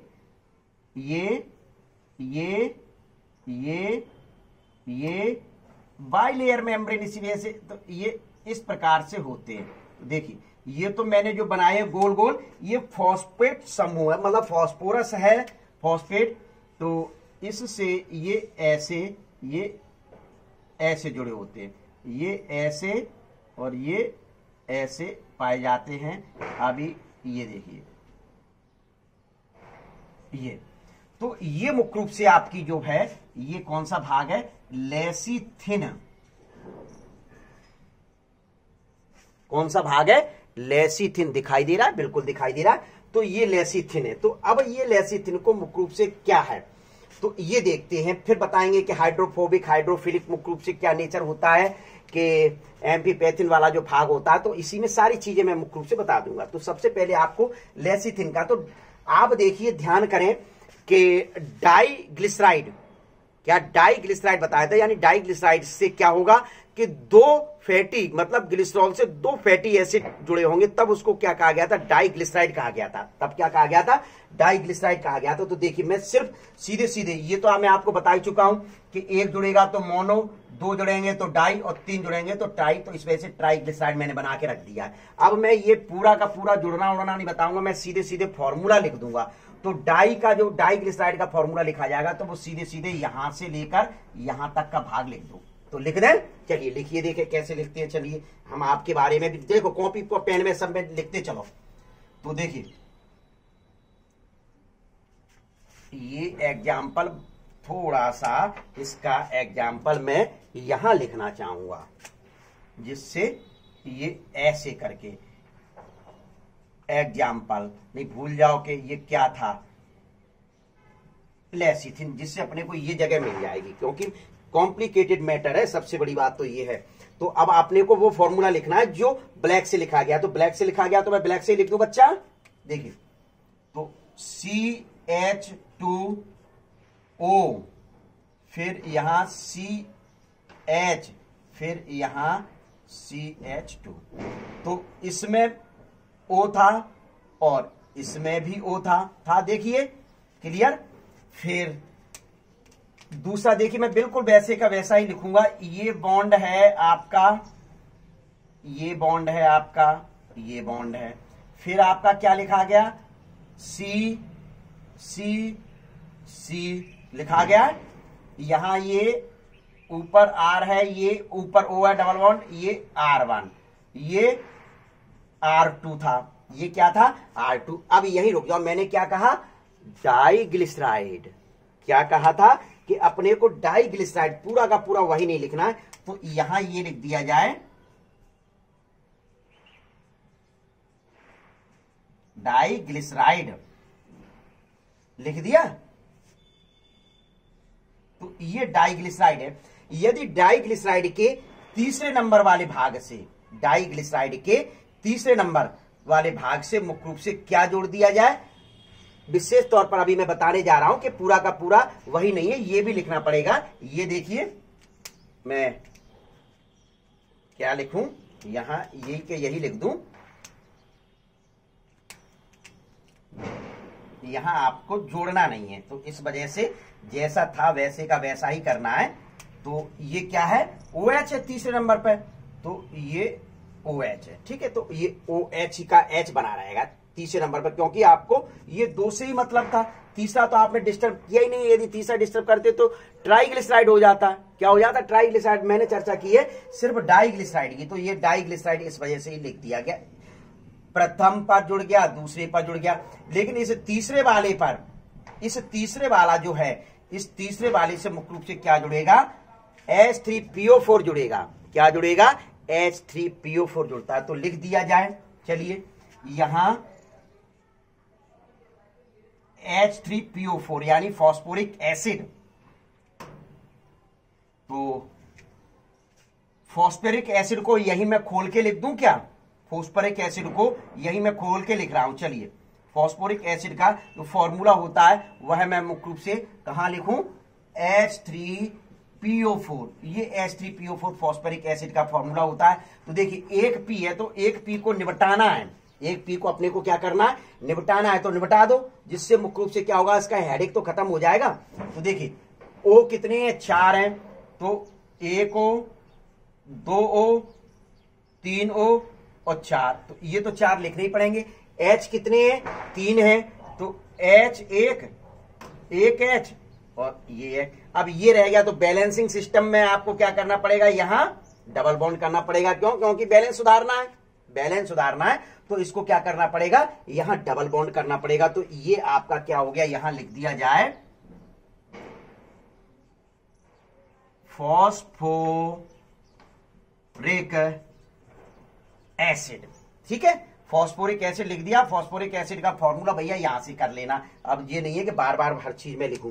अब इसको मुख्य रूप से इक्वेशंस क्या बनी, क्या इक्वेशंस बनी, किस प्रकार से आप जोड़ सकते हैं, तो वो लिखिए। चलिए तो देखिए मैं इसको जोड़कर बता रहा हूं, आप जोड़ सकते हो। मतलब ये नहीं कि मैं ही जोड़ू, क्या मैं ही जोड़ू, ऐसा नहीं है, आप भी जोड़ सकते। कैसे जोड़ोगे, देखिए ये फॉस्फोरिक एसिड का एल्कोहल और ग्लिसरॉल के एल्कोहल का हाइड्रोजन, ये आपस में जुड़ेंगे तो ये हट जाएगा। मिटाल दो कहानी, मिटाल दो, तो यहां लिख दी जाएगी मिटालने वाली की कहानी। तो देखिए मैं जैसा है वैसे का वैसा ही लिखूंगा, कोई डिस्टरबेंस नहीं करूंगा। CH2O ये बॉन्ड बनाए, CHO ये देखिए, फिर CH ये देखिए, ये मैंने उतार दिया, ठीक है। यहां तक कोई समस्या आई किसी को, कोई समस्या नहीं आई होगी मैं समझता हूं। देखिए अब ये बॉन्ड पहले से लगा हुआ, ये बॉन्ड पहले से लगा हुआ, यहां बॉन्ड बनाना पड़ेगा। क्यों, क्योंकि ये देखिए जोड़ रहे हैं, तो यहां बॉन्ड बनाना पड़ेगा, तो इस वजह से मैंने ये बॉन्ड बना दी। इस बॉन्ड को मैं थोड़ा अलग कलर से बनाता हूं, क्यों, क्योंकि रेड कलर नहीं है, रेड कलर वाला। तो देखिए इसको मैंने यहां ये, क्योंकि अभी जुड़ रहा है इस वजह से ये अलग कलर से बना दिया। तो देखिए अब सीधे सीधे मुख्य रूप से जो जैसे कलर का है वैसे का वैसा ही लिखा जाएगा। ये देखिए, तो यहां मैं मुख्य रूप से क्या लिख रहा हूं, C, ये R1, ये C, ये R2। अरे भैया यहां डबल बॉन्ड आएगा, ये डबल बॉन्ड तो बनाया ही नहीं है, वहां देखिए डबल बॉन्ड बनाता, ठीक है। बाद में ध्यान आता है जब रिवीजन वर्क करते हैं। ये देखिए ये R2 हो गया, ठीक है। ये ऐसे का ऐसा यहां उतार दिया। अब इसको करना है तो इसको मिटाल दें। ये जब जुड़ेंगे तो मुख्य रूप से कैसे जुड़ेंगे, तो देखिए ब्लैक से जोड़ रहे थे अपन, तो ये O है, ये O है, तो यहां आपका P, देखिए ये P, तो P के ऊपर क्या है, OH है, और नीचे डबल बॉन्ड द्वारा क्या है, O है, और साइड में चेन में क्या है, OH है। तो ये आपका मुख्य रूप से क्या हो गया, फॉस्फोरिक एसिड को आपने ग्लिसरॉल के साथ जोड़ दिया, डाइग्लिसराइड के साथ, सॉरी ग्लिसरॉल के साथ ना कहते हुए क्या कहना पड़ेगा, फास्फोरिक एसिड को डाइग्लिसराइड के साथ जोड़ा। तो डाइग्लिसराइड के साथ जोड़ दिया। अब डाइग्लिसराइड के साथ जोड़ते तो इसके साथ मुख्य रूप से अपने को क्या चल रहा था, ये लेसिथिन की चर्चा कर रहे थे। किसके ऊपर चर्चा करना था, लेसिथिन बनाना है। तो लेसिथिन बनाने के लिए मुख्य रूप से सीधे सीधे क्या करना पड़ेगा, लेसिथिन को मैं हाईलाइट कर देता हूं जिससे कि समझ में आए। तो इसके साथ यदि कोलिन ग्रुप को जोड़ दिया जाए, CH3 CH2 and CH3 3 time, तो इसको जोड़ दिया जाए तो मुख्य रूप से क्या कंडीशन बनेगी, आपका लेसिथिन आ जाएगा। क्या आ जाएगा, लेसिथिन प्राप्त हो जाएगा। तो लेसिथिन प्राप्त करने के लिए थोड़ा सा लंबा करना पड़ेगा। तो बच्चा पार्टी इसको मैं मिटा दूं, इसको मैं इस साइड बना दूंगा, ठीक है ना। तो देखिए बच्चा पार्टी, देखिए इसके साथ अपने को क्या जोड़ना है। अब जुड़ेगा तो अलग कलर से जोड़ूं, इसके साथ अलग कलर से जोड़ने के लिए मैं मुख्य रूप से कोलिन ग्रुप को जोड़ रहा हूं। तो देखिए कोलिन ग्रुप को जोड़ने के लिए यहां प्लस का साइन बनाता हूं, ठीक है। CH3 CH2 N से मुख्य रूप से क्या किया जाए, 1 2 3, CH3 CH3 ये आपका जो ग्रुप है, इस ग्रुप को मुख्य रूप से क्या कहा गया है, कोलिन। क्या नाम दिया गया, कोलिन नाम दिया गया, ठीक है। तो ये बन गया। देखिए ये आपका क्या था, फॉस्फोरिक एसिड जोड़ा गया था ट्राइग्लिसराइड से। अब यहां आपने क्या जोड़ दिया, कोलिन ग्रुप जोड़ दिया। तो जोड़िए बच्चा पार्टी, कोलिन ग्रुप को जोड़ने के बाद क्या संरचना बनेगी, तो देखिए कोलिन ग्रुप को जोड़ने के बाद क्या बनेगी। तो देखिए अपने को विशेष ध्यान रखना है कि इतने ही पार्ट में बनाना है, क्योंकि इतना ही पार्ट दिखाई दे रहा है, उसके बाद का पार्ट अपने को कैमरे में नहीं दिखाई दे रहा है। तो जैसा है वैसा ही उस कलर से लिखा जाए, ठीक है। इसको थोड़ा सा नजदीक और मैं लाऊं, क्या नजदीक लाऊं, क्योंकि यहां डिस्टरबेंस हो सकता है। इसको मैं नजदीक थोड़ा सा लिखना चाहूंगा, ठीक है ना बच्चा। देखिए ये प्लस है CH3 CH2 N से 1 2 और 3, CH3 CH3 और CH3। तो यहां इतने को कोलिन ग्रुप, ठीक है। ये यहां से यहां तक का और ये वाला भाग है आपका, ठीक है। इससे मुख्य रूप से कोलिन ग्रुप आपने जोड़ दिया। तो जोड़ने के बाद मुख्य रूप से क्या बनेगा, तो ये देखिए कंडीशन। तो सबसे पहले तो आपको जैसा है वैसे का वैसा ही लिखना है। देखिए बच्चा CH2 यहां से शुरू कर रहा हूं,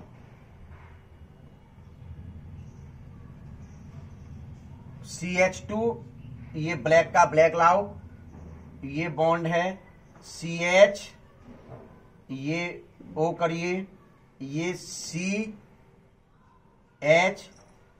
ये O करिए। देखिए एक ब्लैक का ब्लैक उतार दिया, ब्लैक का ब्लैक उतारा कि नहीं उतारा बच्चा, देखिए। तो अब बॉन्ड बना दीजिए कि यहां आपका ये रेड और ये जो बॉन्ड बनेगा वो ब्लू कलर का बनेगा। क्यों, क्योंकि अपने को बताना first step, second step, third step, क्या ये 3 स्टेप में अपने की कहानी चल रही है ना। तो ये देखिए, तो सबसे पहले जो है कहानी का पार्ट सी के ऊपर डबल बॉन्ड O है, कोई समस्या नहीं है, अपने को वैसे का वैसे लिखना है, कुछ करना ही नहीं है।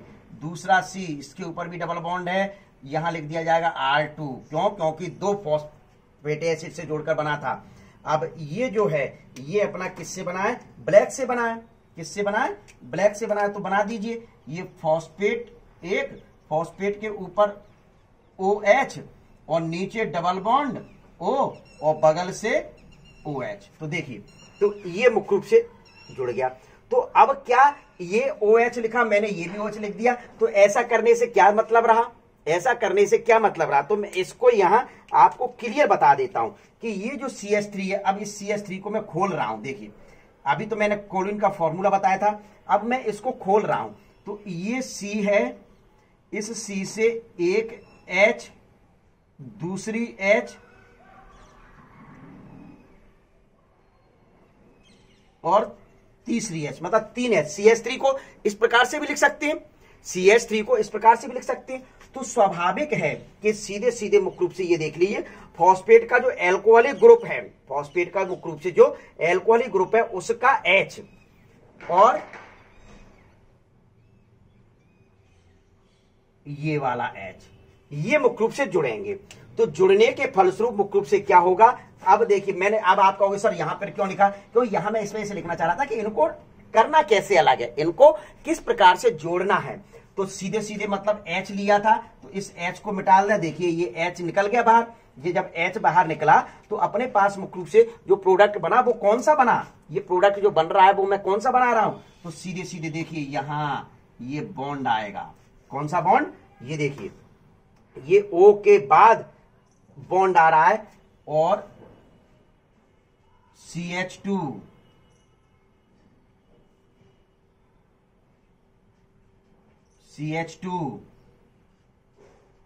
CH2 अब दिखाई देना बंद हो सकता है और N, ठीक है, यहां तक तो दिखाई दे रहा है। इससे मुख्य रूप से CH3 जुड़ा था वो जोड़ दिया, CH3 जुड़ा था वो जोड़ दिया और एक CH3। भैया नहीं दिखाई दे रहा, नहीं दिखाई दे रहा, तीनों के तीनों मुख्य रूप से दिखाई देना पड़ेगा तभी काम बनेगा। देखिए क्या, तो ऐसा करने के लिए क्या करें, यहां दो जोड़े देता हूं, 1 2 और 3।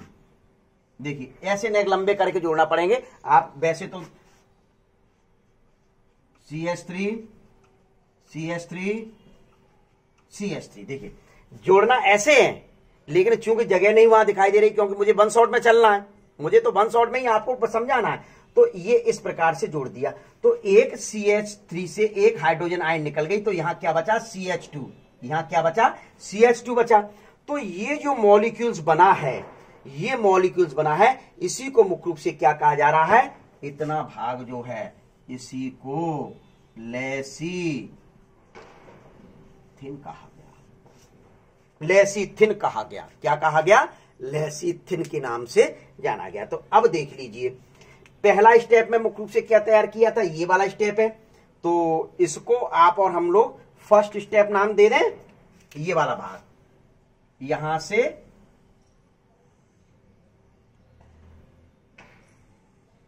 यहां तक का, ये जो है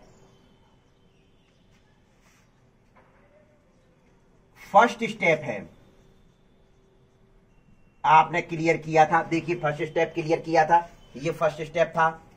दूसरा ये सेकंड स्टेप था, ये सेकंड स्टेप में आपने क्या किया था, देखिए सेकंड स्टेप में मुख्य रूप से आपने देखिए ये फॉस्फोरिक एसिड को जोड़ा था, तो इस वजह से ये वाला जो है ये यहां से यहां तक का ये सेकंड स्टेप है। ये कौन सा स्टेप है भाई, यूं कहोगे सर बहुत हौच पौच कर दी, अरे मुझे बायोमोलिक्यूल्स लिपिड इसी में समझाना है, क्यों नहीं समझ में आएगा, देखता हूं मैं। तो ये देखिए ये आपका कौन सा है, सेकंड स्टेप है, ठीक है। फिर ये वाला जो स्टेप है, ये वाला स्टेप, ये वाला ये आपका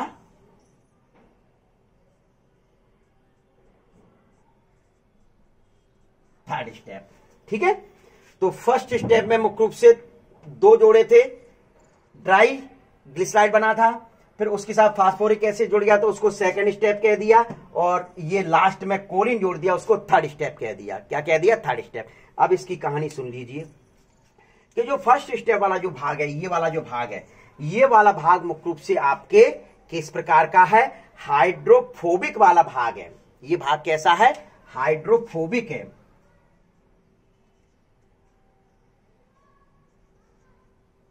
अलग से कर दूं तो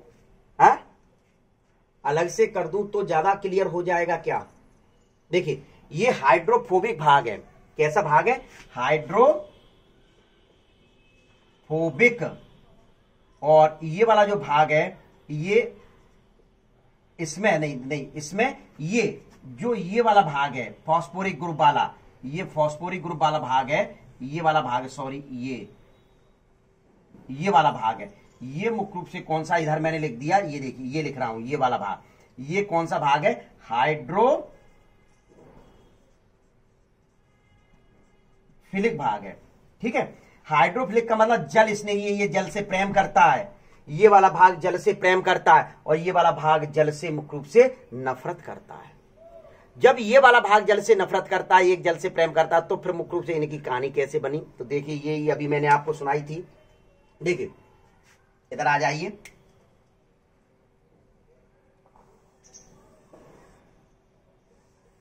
ये डबल लेयर मेम्ब्रेन है, तो इस मेम्ब्रेन में मैंने क्या बता के आया था पीछे, देखिए ये इस प्रकार से पाए जाते हैं। ये जो समूह है ये फॉस्फेट समूह है, यानी कि सीधे सीधे मुख्य रूप से क्या कहा जाए कि ये जल स्नेही भाग है, हाइड्रोफिलिक भाग है, हाइड्रोफिलिक भाग है। इस हाइड्रोफिलिक वाले भाग से मुख्य रूप से दो टांगों के रूप में ये पाए जाते हैं,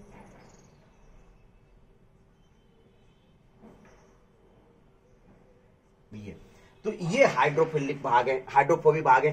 तो किस प्रकार से है, देखिए इनके बीच में कोई केमिकल बॉन्डिंग तो है नहीं है, ये एक मॉलिक्यूल, दूसरा ये और तीसरा ये, इनके बीच में कोई केमिकल बॉन्डिंग तो है नहीं है, तो इस वजह से इनको पॉलीमर नहीं कहा जा सकता। लिपिड को पॉलीमर किसको कहा जाता है, जिनके बीच में बॉन्ड द्वारा जुड़े होते हैं। चूंकि मुख्य रूप से इनके द्वारा देखिए क्लियर दिखाई दे रहा है, कोई केमिकल बॉन्डिंग नहीं है। विशेष ध्यान रखें, लिपिड को कभी सेपरेट नहीं किया जा सकता, ये एक साथ ही रहते हैं सेल मेम्ब्रेन में। सेल मेम्ब्रेन में, ये सेल मेम्ब्रेन बनाई है मैंने वहां पर बोल दिया था, सेल मेम्ब्रेन में एक ही साथ रहते हैं, इनको कभी भी सेपरेट नहीं किया जा सकता। तो चूंकि सेपरेट नहीं किया जा सकता है, तो इस वजह से इनका मॉलिक्यूलर जो वेट नापा जाता है तो वो 800 डाल्टन से कम होता है, क्योंकि एक मॉलिक्यूलर का वेट वो तो ग्रुप में मुख्य रूप से पाए जाते हैं, इस वजह से पूरे का ग्रुप होता है। एक मैं पहले कह रहा हूं कि सेपरेट नहीं किया जा सकता, तो इस वजह से विशेष ध्यान रखें कि ये मैक्रोमोलिक्यूल्स नहीं होते हैं, मैक्रोमोलिक्यूल्स नहीं होते हैं। बट कोई पूछे कि लिपिड मैक्रोमोलिक्यूल्स नहीं होते, क्यों नहीं होते हैं, क्योंकि लिपिड को कभी सेपरेट नहीं किया जा सकता, साथ रहते हैं।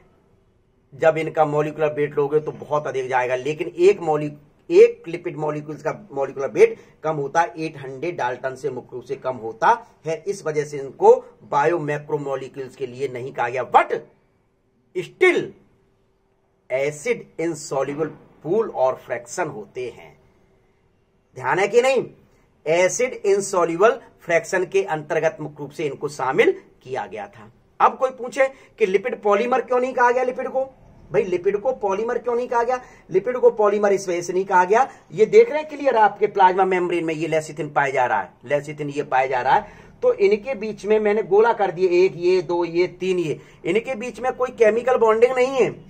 लिपिड आपस में किसी केमिकल बॉन्ड के द्वारा नहीं जुड़े हैं। जब लिपिड आपस में केमिकल बॉन्ड के द्वारा नहीं जुड़े हैं, तो इस वजह से मुख्य रूप से इनको पॉलीमर नहीं कहा जा सकता। क्लियर, तो ये दोनों रीजन मुख्य रूप से ये रहते हैं।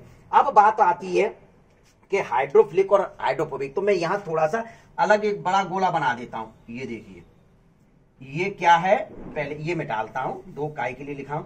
ये एक गोला है, ये फास्फोरस है, यानी फास्फोरस ग्रुप, इसमें मुख्य रूप से एक ये, तो ये वाला जो भाग है, इतना भाग, ये हाइड्रोफिलिक भाग होता है ये, और ये वाला जो भाग है, ये वाला भाग, ये हाइड्रोफोबिक होता है। विशेष ध्यान रखें, हाइड्रोफिलिक मतलब प्यार, हाइड्रोफिलिक का मतलब होता है जल से प्यार करना, ये जल से प्यार करता है, और यह जल से नफरत करता है, और जल से जब नफरत करेगा तो इसके पास जल आएगा तो मुख्य जा भाग यहां से, और ये आजा, ये बुला रहा है, ये आ रहा है, तो मुख्य रूप से क्या, तो इस प्रकार से ये इनको जब हाइड्रोलाइज किया जाता है, क्या इनको मुख्य रूप से क्या किया जाएगा, हाइड्रोलाइज किया जाएगा। तो हाइड्रोलाइज करने पर मुख्य रूप से सीधे सीधे 1 मॉलिक्यूल ग्लिसरॉल और 3 मॉलिक्यूल फैटी एसिड्स के पाए जाते हैं। क्लियर, तो ये चीज। अब ये आप ठीक है। तो इतना मुख्य रूप से आपको बताना है, तो विशेष ध्यान रखें। यदि तो लेसिथिन का जो यूज हो गया वो सेल मेम्ब्रेन में पाए जाते हैं, तो ये मैंने सेल मेम्ब्रेन बनाई, तो इसी वजह इनकी वजह से ये क्या बाइलैमिनर होती है। क्या बाइलैमिनर, एक ऊपर का भाग के ऊपर का, और ये देखिए ये एक भाग। अब इसी से चलिए नीचे दूसरा अणु जोड़ते हुए बता दूं मैं जरा, कि आप ये कहोगे कि कैसे। ये देखिए ये दूसरा जुड़ रहा है,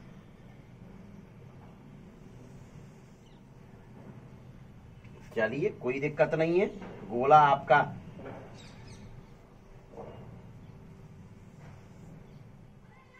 चलिए मैं दूसरे कलर से बनाता हूं, डार्क कलर से। देखिए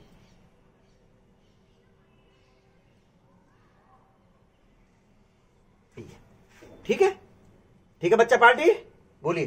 तो ये इस प्रकार से पाए जाते, तो ये कंडीशन में पाए जाते। देखिए एक ये क्लियर, तो ये हाइड्रोफोबिक, ये हाइड्रोफिलिक, ये वाला भाग। अब ये थोड़ा सा यहां क्लियर करना पड़ेगा। यहां तक का भाग मुख्य रूप से था, ठीक है, और ये दूसरा भाग आ गया, ये दूसरा पार्ट आ गया, ठीक। तो दूसरे में इसमें ये वाला जो भाग है यहां तक का, ये हाइड्रोफोबिक है, और ये वाला जो भाग है नीचे वाला, ये हाइड्रोफिलिक, ठीक है। तो भाई ये आपका कौन सा हुआ, कॉन्जुगेटेड प्रोलिपिड, ठीक है भैया। ये देखिए ये कॉन्जुगेटेड लिपिड हो गया। तो कर लीजिए मुख्य रूप से कॉन्जुगेटेड लिपिड को कैमरे में कैद, कैमरे में कैद कर लीजिए भाई, करिए कैमरे में कैद। बच्चा जल्दी जल्दी जल्दी जल्दी फोटो ले लीजिए। और मेरे अदर्श साथी जो मुझसे मुख्य रूप से आंखों से ही मुख्य रूप से मेरी वीडियो के माध्यम से करते रहते हैं, वह मुख्य रूप से क्या स्क्रीनशॉट ले लें, ठीक है।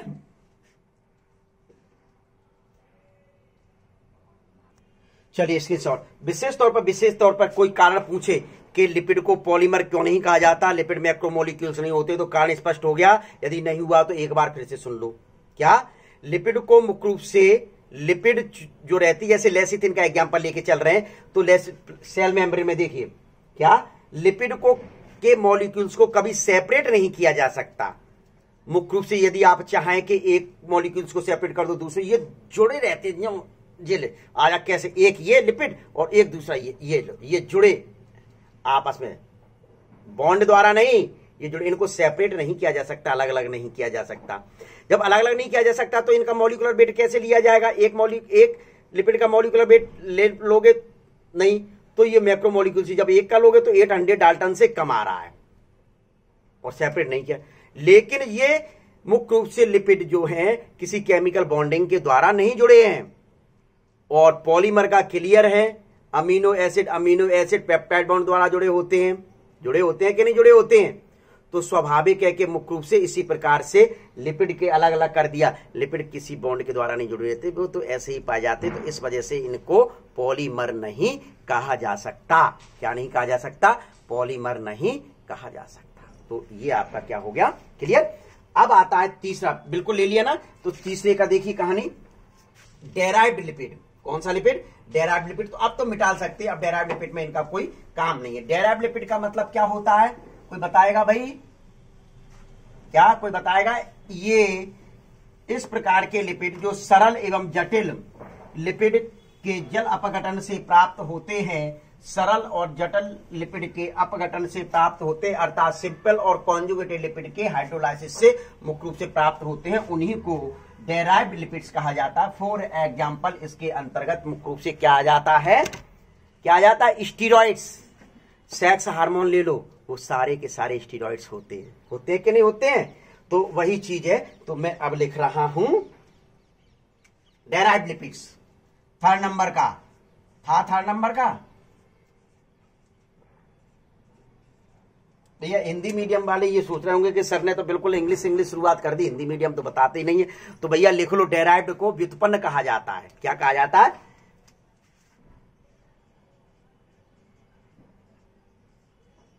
व्युत्पन्न लिपिड, ठीक है, डेराइव्ड यानी व्युत्पन्न लिपिड। अब देखिए तो इनकी कहानी क्या मैंने बताई, सिंपल, ये सिंपल व कॉन्जुगेटेड लिपिड के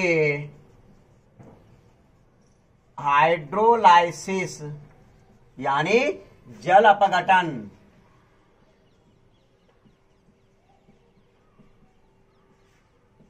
से प्राप्त होते हैं। ठीक है, हाइड्रोलाइसिस यानी ये सिंपल और कॉन्जुगेट लिपिड के हाइड्रोलाइसिस से प्राप्त होते हैं, उन्हीं को मुख्य रूप से क्या कहा जाता है, लिपिड। क्यों लिपिड के, क्योंकि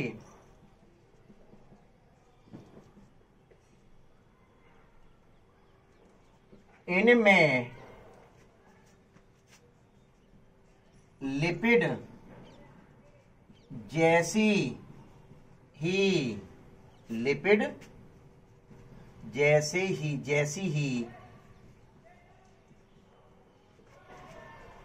प्रॉपर्टीज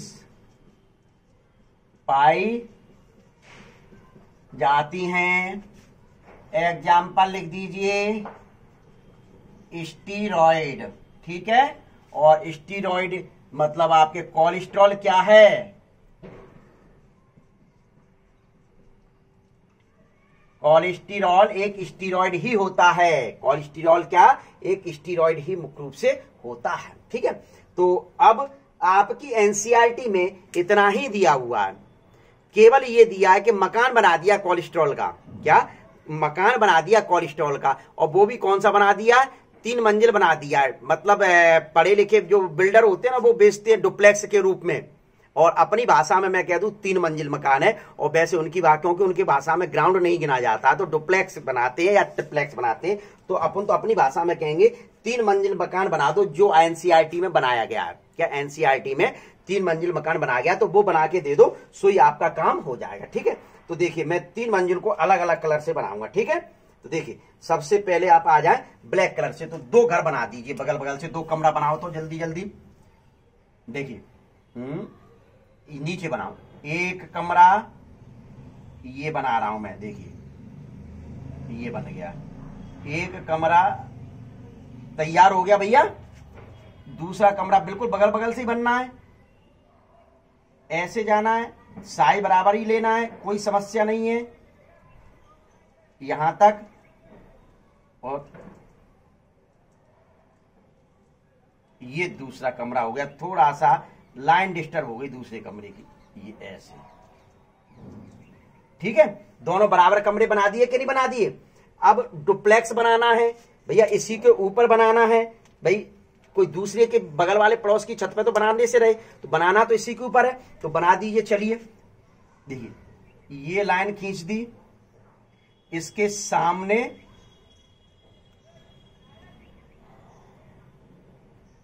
यहां लाइन खींच दी, तो इसको इससे जोड़ दें, और इसके लिए एक ये और एक ये।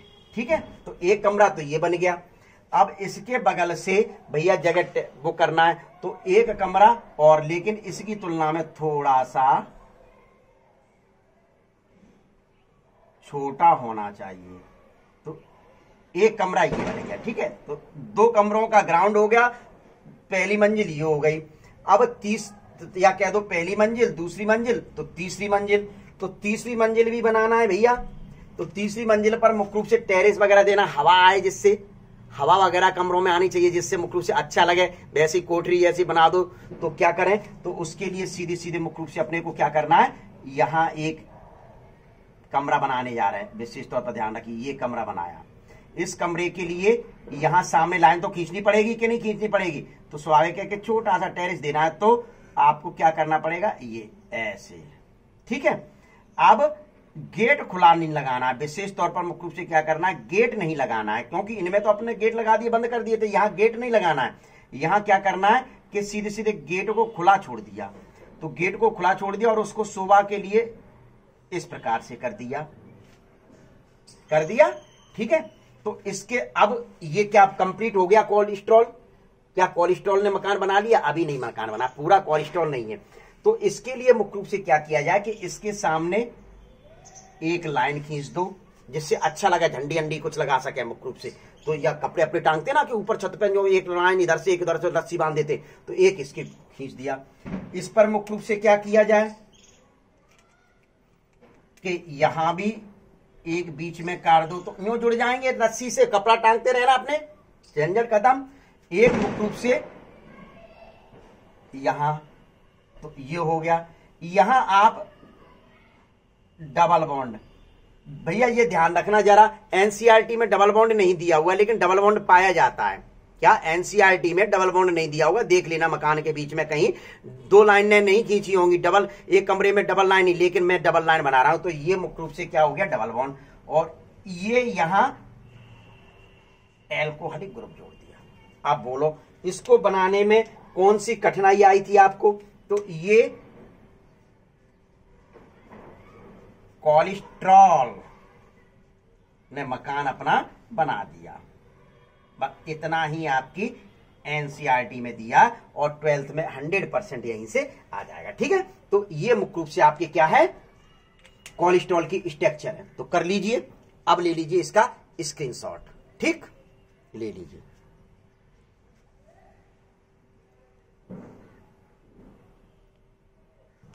ले लिया हुआ स्क्रीनशॉट मेरे हिसाब से। ठीक है, तो अब अपन बात करते हैं कि जरा पूरा लिपिड तो हो चुका है, तो लिपिड के कार्यों पर चर्चा कर लें।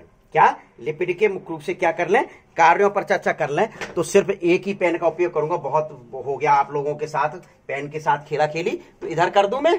ठीक है, तो नंबर 1, हाँ, फंक्शन ऑफ लिपिड। पहले तो हेडिंग डाल दूं, हेडिंग तो दूसरे पेन से ही डालना अच्छा लगता है मुझे।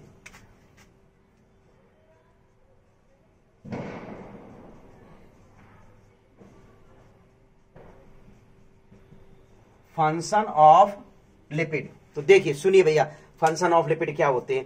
तो अब सिर्फ एक एक करके फंक्शन अपने को जानना है। तो पहला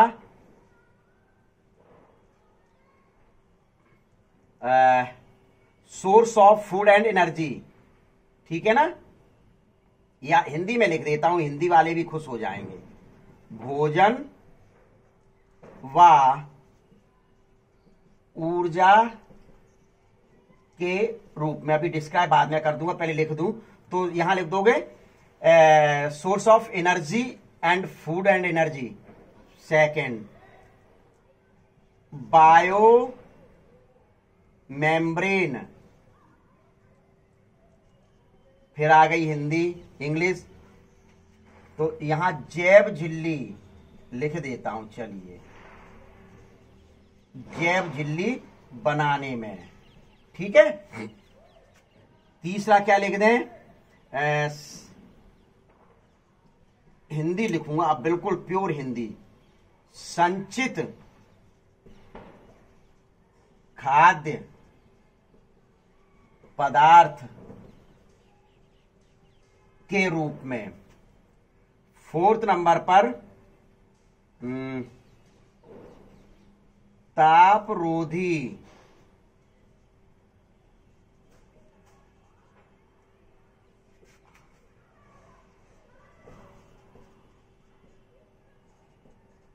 बनाकर। और नंबर 5 यांत्रिक। इंग्लिश मीडियम वाले टेंशन मत लेना, अभी मैं डिस्क्राइब करते समय बोलता चलूंगा, आप लिखते चलना। यांत्रिक सुरक्षात्मक आवरण बनाकर। और नंबर 6 प्रति जैविक के रूप में। ठीक है, तो पहले तो इसका स्क्रीनशॉट ले लीजिए आप।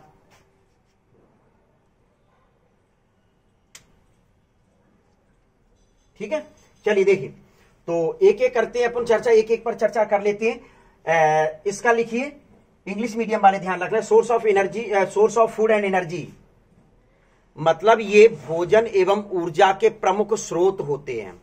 भोजन एवं ऊर्जा के प्रमुख स्रोत होते हैं। जब यदि ग्लूकोज खत्म हो जाता है, प्रोटीन खत्म हो जाता है, तो इसी के माध्यम से मुख्य रूप से आप और हम लोग भोजन को प्राप्त करते हैं। ठीक है, बायो मेम्ब्रेन, तो अभी मैं बता के आया था, यहां डायग्राम बनाया था इस साइड।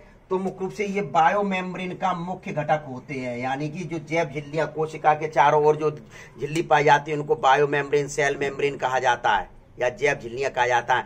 उनके प्रमुख घटक होते हैं, बताया था लेसिथिन, बताया था, ध्यान हो, फॉस्फो संचित खाद्य पदार्थ अपने शरीर में मुख्य रूप से ये संचित होते चलते storage food material in our body. देखा जिसमें जितना फैटी एसिड अधिक होता है, फैटी एसिड की लेयर अधिक होती है, लिपिड की लेयर वह उतना ही अधिक मोटा होता है। लेकिन ये खतरनाक है आपके और हमारे लिए।